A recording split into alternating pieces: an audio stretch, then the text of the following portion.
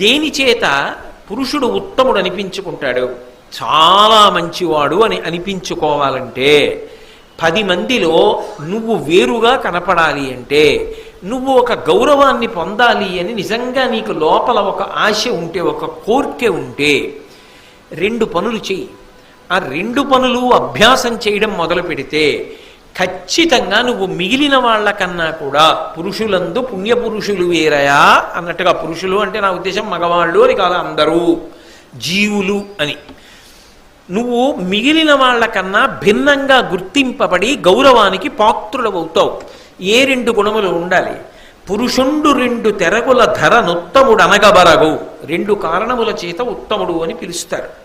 మొట్టమొదటిది, తానెయ్యడలన్ పరుసములు పలకకునికిన్. ఎంత కష్టంలోనైనా వాక్కునందు పారుష్యము రాకూడదు.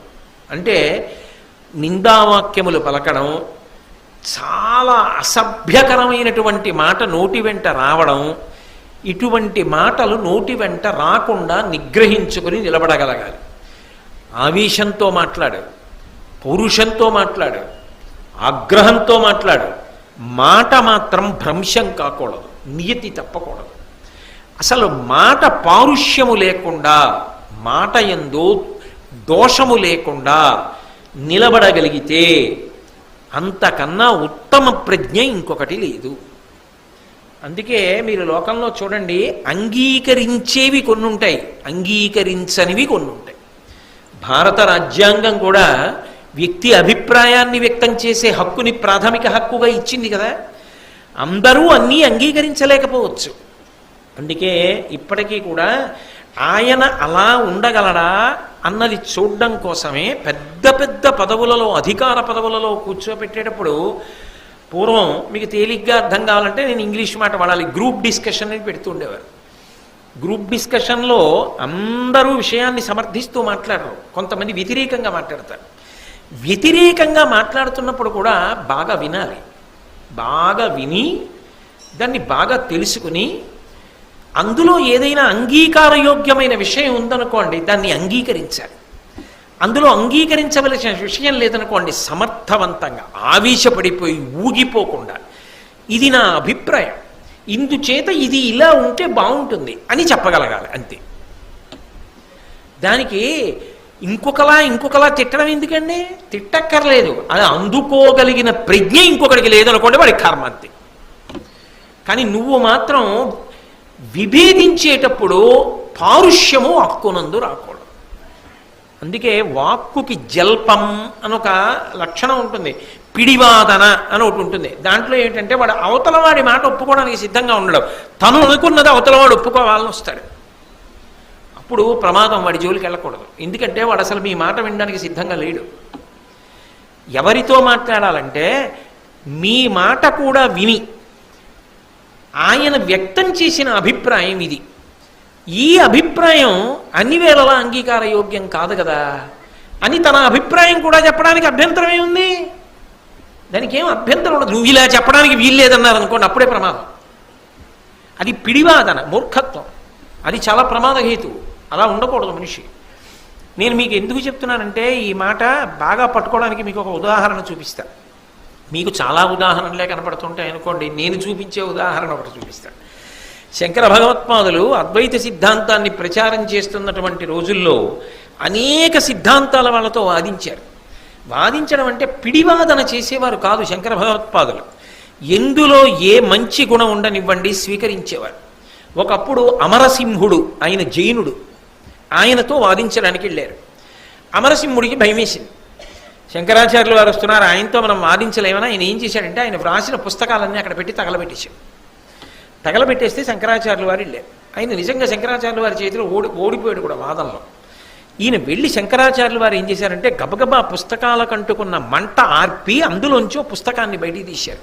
ఎంత పని చేశావయ్యా, ఇది గొప్ప తపఫలితమయ్యా, మహాద్భుతమైన గ్రంథం, దీన్ని ఎందుకు తగలబెడతావు?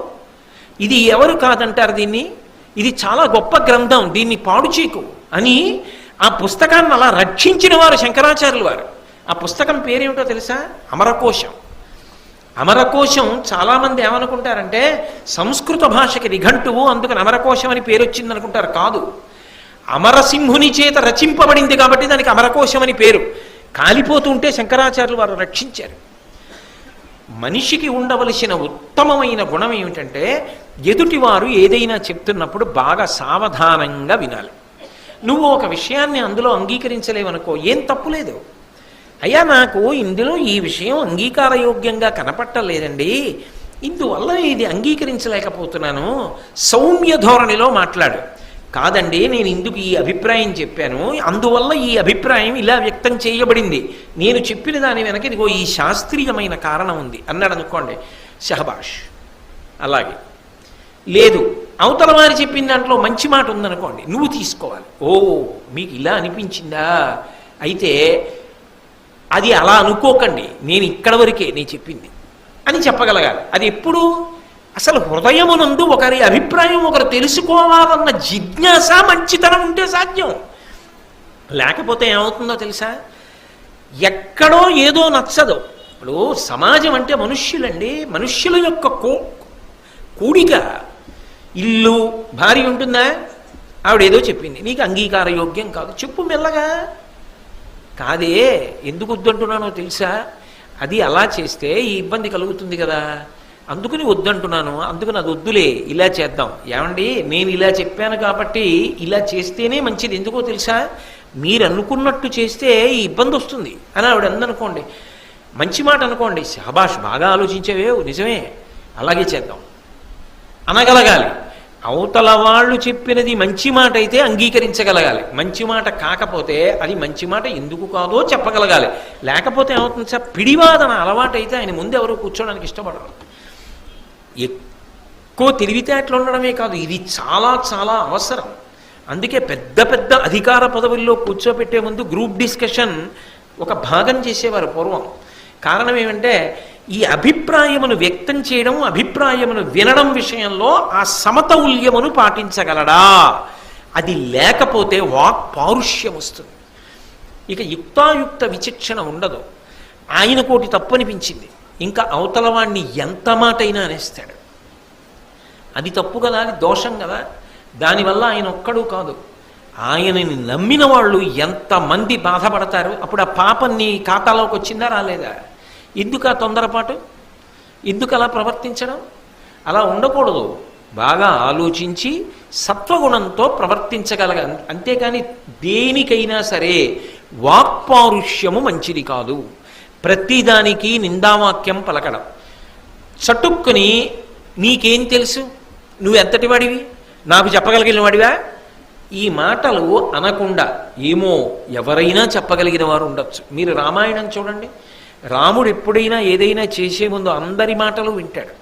చిట్ట చివర తన నిర్ణయం చెప్పేటప్పుడు తన నిర్ణయం నిర్భయంగా చెప్పి ఇది శాస్త్రం అంగీకరించింది కాబట్టి ఇలా చేస్తానంటాడు. అందుకే ఎవరు రాముడికి దూరం కాల, రాముడితో కలిశారు. వాక్పారుష్యం ఉన్న వాళ్ళకి ఏమవుతుందంటే మెల్లమెల్లగా వదిలిపెడతారు. ఇనపగొట్టం చుట్టూ బోర్డన్ని పురుగులు చేరేయండి, అది మెల్లగా వేడెక్కడం మొదలెట్టింది. అది వేడెక్కాక ఏమైనా ఉంటాయా? వాక్పారుష్యం ఉన్నవాడి దగ్గర ఉన్నవాళ్ళు అంతే. ఇవాళ అందరూ కలిసి ఓడి తిడతారు, ఆ తర్వాత అందరూ కలిసి వాడిని తిడతారు. నీవు నేర్పిన విద్యయే నీరజాక్ష. కాబట్టి అది ప్రమాదహేతువు. అందుకే మనిషి ప్రయత్నపూర్వకంగా నేర్చుకోవలసింది ఏమిటి అంటే భగవంతుడు నీకు ఇచ్చిన అమూల్యమైన ఆస్తి వాక్కు. ఇది ఎవ్వరికీ లేదు, స్వరపేటిక నీకే పెట్టాడు. పెట్టినప్పుడు ఏదైనా చెప్పవలసి వస్తే పరమ సాత్వికంగా చెప్పడం నేర్చుకో. వెంటనే ముందు తిట్టేయడం, నిందించేయడం, నువ్వు నిర్ణయానికి వచ్చేయడం, అవతల వాళ్ళని పరమ పనికి మాలినవాడు అని చెప్పి ఒక చిత్రీకరణ చేసేయడం, అటువంటి పనులు చెయ్యవద్దు. చక్కగా ఓర్పుతో మాట్లాడు. అందుకే బహుశः లోకంలో వాక్కు చేత సాధించలేనటువంటి గొప్ప విషయం ఏదీ లేదు. అసలు మీకు భారతీయ వాంగ్మయంలో ఆర్ష వాంగ్మయం మొత్తం మీద చచ్చిపోయే వాళ్ళని కూడా బ్రతికించింది ఏదో తెలుసా? వాక్కే. శ్రీరామాయణంలో ఇంకా ఉరివేసేసుకుంటున్నటువంటి సీతమ్మని హనుమ దేనితో ఆపారు? వాక్కు చేత ఆపారు. రామకథ పలికారు, అప్పటి వరకు ఆమెకి తెలిసున్న కథ చెప్పారు. అప్పుడు నమ్మకం కలుగుతుంది. ఎందుకని అప్పటికే ఆవిడ ఆ పైన ఉన్న చించుపావృక్షపు కొమ్మ ఉంచి తన జడని దానికి ఉరిగా వేసేసుకుంది. కొమ్మ వదిలేసింది అనుకోండి, అహంగమిష్యామి యమం సుదుర్గమం అంది, ఆ సుదుర్గమమైన యమలోకానికి నేను వెళ్ళిపోతానంది అని కొమ్మ వదిలిస్తే చనిపోతుంది. ఇప్పుడు ఆయన ఏం మాట్లాడాలి? ఏహం బహువిధాం చింతాం చింతయిత్వాం మహాకపి సంసర్వో ధరం వాక్యం వైదేహ్యా వ్యజహార. గబగబా ఏదో మాట్లాడాలి. ఏదో మాట్లాడేస్తే ఆవిడ చటుక్కుని పైకి చూసి బాబోయ్ కోతిలా మాట్లాడటం ఏమిటి, కొమ్మ వదిలిస్తే రాక్షసుడు అనుకుని బ్రతికించగలిగిన మధురమైన వాక్కు మాట్లాడాడు. ఏది ఆవిడికి ఏది నమ్మకమో తెలుసున్న రామకథ ముందు చెప్పి, అది ఎలా చెప్పాలి? కొమ్మ వదిలేసే లోపల చెప్పాలి, గబగబగబా చెప్పాలి, స్పష్టంగా చెప్పాలి, అర్థమయ్యేట్టు చెప్పాలి. చెప్పి ఆవిడ కొమ్మ అలాగే పట్టుకుని తర్వాత మాట వల్ల విశ్వాసం పొంది జడ విప్పుకునేటట్టుగా చెప్పాలి. మాట వలన బ్రతికిందా లేదా? రాజా దశరథో నామ రథ కుంజరవాజవాన్ పుణ్యశీలో మహాకీర్తి రుజుర్రాసి మహాయశ అని మొదలుపెట్టాడు. ఇప్పుడు ఒకానొకప్పుడు ఈ కోసల దేశాన్నంతటినీ కూడా అయోధ్య నగరాన్ని రాజధానిగా పరిపాలన చేసినటువంటి దశరథ మహారాజు గారు పుత్ర సంతానం లేక పుత్రకామేష్టి చేస్తే, అశ్వమేధయాగం చేస్తే, అందులోంచి వచ్చినటువంటి పురుషుడు పాయసపాత్రనిస్తే దాని వలన భార్యలైనటువంటి కౌసల్య, సుమిత్ర, కైకేయులకు కలిగినటువంటి నలుగురు కుమారుడైన రామలక్ష్మణ భరత శత్రుఘ్నులలో పెద్దవాడైన రాముడికి రేపు యవ్వరాజ్య పట్టాభిషేకం చేద్దామని దశరథ మహారాజు గారు సంకల్పం చేసి ఉండగా రాత్రికి రాత్రి మందర చెప్పిన మాటల వలన కైకేయి 2 వరాలు అడిగితే తప్పించుకోలేకపోయిన దశరథుడు రామచంద్రమూర్తిని 14 సంవత్సరముల అరణ్యవాసమునకు పంపితే రాముడితో లక్ష్మణుడు సీతమ్మ అరణ్యవాసానికి వస్తే జనస్థానమనందుండగా రావణాసురుడన్న రాక్షసుడు సీతమ్మను అపహరించి తీసుకుని వెళ్ళిపోతే ఆ రామచంద్రమూర్తి సీతమ్మ యొక్క జాడ కనిపెట్టాలని అరణ్యంలో ప్రయాణం చేసి వచ్చి పంపానదీ తీరంలో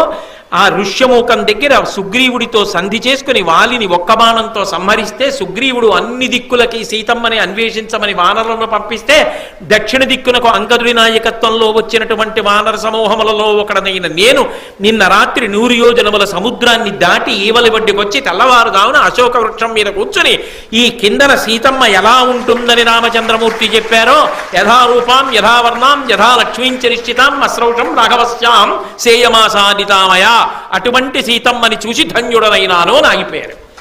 ఆవిడ వెంటనే తెలుసున్న కథ తెలియని కథ పైన చెప్తున్నవాడెవరో ఆప్తుడు అని జడవిప్పింది. మాటైనా బ్రతికించింది, మాటకైనా రామాయణం తిరిగిపోయింది. అదే సీతమ్మ ఒక మాట అంది అరణ్యవాసంలో, ప్రయుక్తే భరతేనవా అంది. భరతుడు నిన్ను పంపించాడు, ఆయన రాజ్యం పుచ్చుకున్నాడు, రాముడు మరణిస్తే నన్ను పొందాలని నువ్వు అనుకుంటున్నావు దుర్మార్గుడా, అందుకని చెప్పి నన్ను పొందడం నీకు సాధ్యం కాదురా అంది. ఆ మాటకైనా లక్ష్మణుడు వెళ్ళిపోయాడు, అందుకైనా సీతాపహరణం అయిపోయింది. మాటైనా రామాయణాన్ని గతి తప్పించేసింది. కైకమ్మ 2 మందర మాటలైనా కైకమ్మ మాట విరిచి రామాయణాన్ని గతి తప్పించాయి. మాటైనా సుఖంగా ఉన్న ఇళ్లల్లో నిప్పులు పోసేసింది, దుఃఖం వైపుకి తిప్పింది. మాటైనా చచ్చిపోతున్న వాళ్ళని బతికించింది. 14 సంవత్సరములు అయిపోయిందని ప్రాయోపవేశం చేయడానికి సిద్ధపడినటువంటి భరతుడి దగ్గరికి వెళ్ళి రేపు పుష్యమీ నక్షత్రంలో రామదర్శనం అవుతుందని హనుమ చెప్పిన మాట వలననేనా మళ్ళీ భరతుడు బతికాడు, మాట వలననేనా మళ్ళీ భరతుడు బతికించాడు, భరతుడిని బతికించారు స్వామి హనుమ.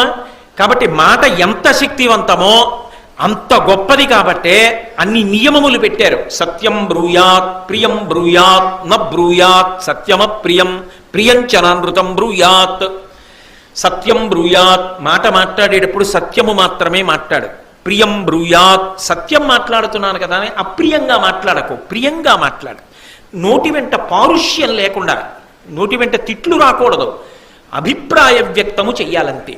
కాబట్టి ప్రియం బ్రూయాత్ న బ్రూయాత్ సత్యమ ప్రియం, అది సత్యమే కానీ కాని వేళలో అది చెప్పి అప్రియమైన మాట చెప్పకు. ఆయన పాపం ఎంతో కష్టపడి యజ్ఞం చేశాడు. ఇక అవబృధ స్నానం చేసే ముందు వాళ్ళ నాన్నగారు చచ్చిపోయారన్న వార్త నాకు తెలిసిందనుకోండి, అయ్య బాబాయ్ జీవితంలో ఇన్నాళ్ళకి సత్యం చెప్పే అవకాశం వచ్చింది, నేను వెళ్ళి ముందు ఆయన చెప్పేయాలి, మీ నాన్నగారు చచ్చిపోయారని చెప్పేయాలా? ఎందుకని స్నానం చేసేవరకు ఆగలేవు? నా బ్రూయాత్ సత్యమ ప్రియం ప్రియంచనానృతం బ్రూయాత్. అవతల వాడికి మనసుకు బాగుంటుందని అబద్ధాలు మాత్రం వెళ్ళి ప్రియంగా చెప్పకు, సత్యమే మాట్లాడు.